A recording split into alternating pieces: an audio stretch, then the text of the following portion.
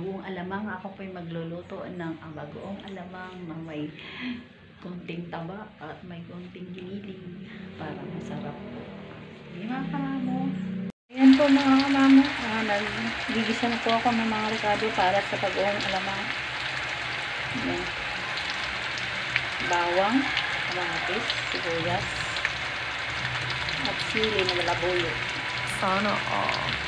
Ayan po mga kamamo, yung ricado po sa aking lulutuin yung alamang.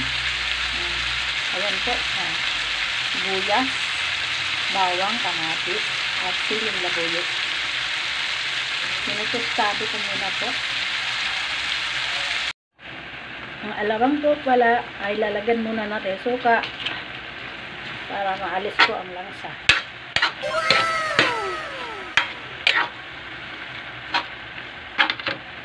Yan po. Inininan po muna mga kamamo.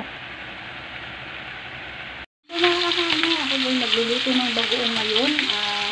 Bagoong alamang ito po ang taba at saka may halo pong giniling mga kamamo. Sana all. Giniling para malingan lang. Ayan. Ito po yung bagoong. Ito yung ricado. Asukal. Yan mga kamamo.